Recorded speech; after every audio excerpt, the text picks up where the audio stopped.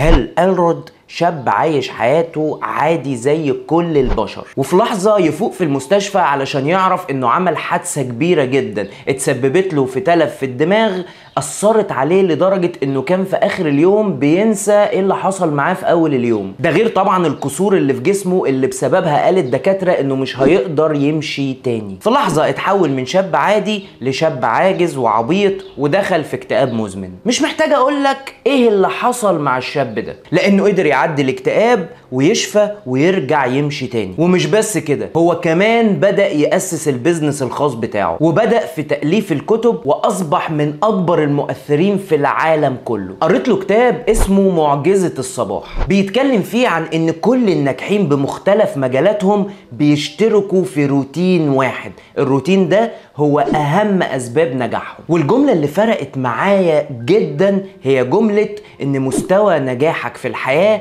لن يتجاوز مستوى تطورك الشخصي. انسى. طب واحدة واحدة كده بقى ونقول تاني، مستوى نجاحك في الحياة لن يتجاوز مستوى تطورك الشخصي. يعني ايه بقى تطوري الشخصي؟ شوف يا كابتن، في نوعين من التطور الشخصي، نوع مقصود ونوع غير مقصود. الغير مقصود هو اللي بيحصل لنا كلنا، يعني الناس العادية. والعادية هنا يعني اللي مش ناجح نجاح مختلف. اهو الناس دي عادية علشان فقط بيحصل لهم التطور الشخصي الغير مقصود، واللي هو كل واحد فينا بيتعامل مع ناس وبيتحط في مواقف مختلفة وكل يوم بيشوف ويتعلم ودماغه بتخزن معلومات بدون اي تحكم في العمليات دي. من الاخر الحياة والمجتمع والبيئة والناس طول الوقت بتعلمك. وهنا بقى يجي الفروق في البيئة المحيطة وعقلية وثقافة الناس اللي انت بتتعامل معاهم. وكل ما كنت في مجال مختلف كل ما كانت الخبرة والمعلومات اللي انت بتكتسبها مختلفة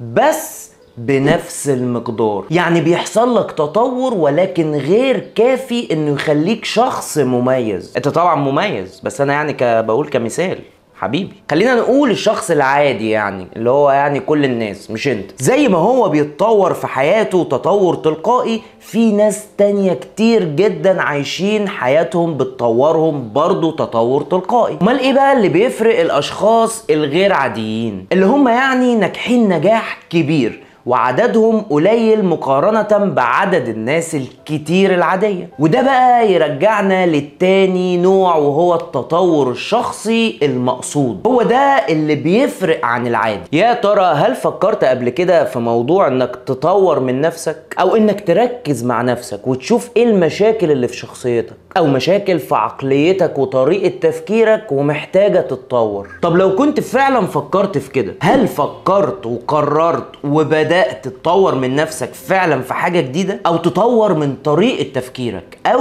طريقة شغلك؟ طب الاهم بقى هو انك ممكن فعلا تكون فكرت بس انت معرفتش تطور في ايه او تحسن في ايه، او ايه هي الحاجات الجديدة اللي المفروض انك تتعلمها وتضيفها لخبراتك. وهنا اقدر اقول لك ركز معايا شوية في الكام ثانية اللي جايين دول وبعدها حياتك هتتغير. ده طبعا لو انت حابب. رقم واحد هو انك تشوف ايه المجالات اللي في صميم شغلك وتخصصك ودور وابحث واقرا فيها، وبكده يبقى انت بتطور من نفسك وهتعرف تتميز على كل الناس اللي شغالين في نفس مجالك. من الاخر هتبقى عم المجال. رقم 2 المجال اللي لازم كل الناس تقرا فيه وتتعلمه وهو التسويق، ماركتينج.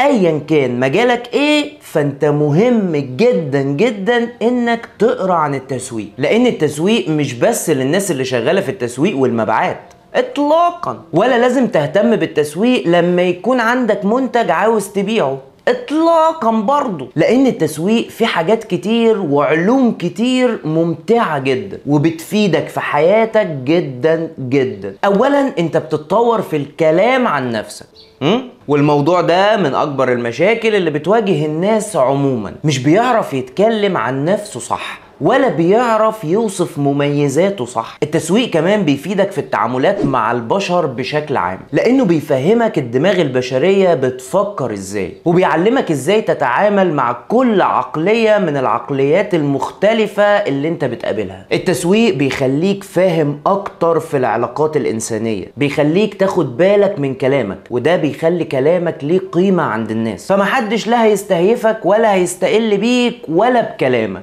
Don't small us. حاجات كتيرة جدا التسويق هيغيرها فيك وفي شخصيتك وفي عقليتك للأحسن طبعا، زي انه بيزود ثقتك بنفسك، وبتعرف ازاي تكسب ثقة الناس اللي بتتعامل معاهم، وكل ده من غير ما اتكلم عن الاستفادة المادية لو حبيت او قررت انك تشتغل في مجال زي التسويق، لانه من اكتر المجالات اللي بتعمل فلوس للناس اللي شغالين فيه. اقرا وابحث في التاريخ وفي الادب وفي علم النفس، وبكده انت بتتحول لشخص بيطور من عقليته ومن ثقافته، وطبعا كل ده بيعود على حياتك بالاحسن. اسمع مني، طبعا احنا قلنا بعض الامثلة، ولكن في اتجاهات كتير جدا تقدر تطور فيها نفسك. على مر العصور والإنسان بيسابق نفسه وبيحاول يتميز عن الآخرين، فجرب ودخل معارك وخسر وكسب، بس أهم حاجة إنه كتب وسجل كل الخبرات اللي مر بيها، واللي بعده كمل عليها وطور فيها لحد ما وصلنا للمناهج والأسس العلمية، واللي خدت من الإنسان وقت كتير جدا وعصور كتير.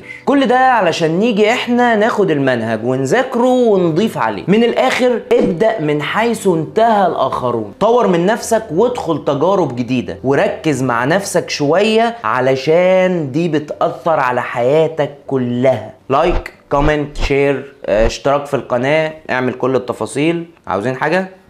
السلام عليكم.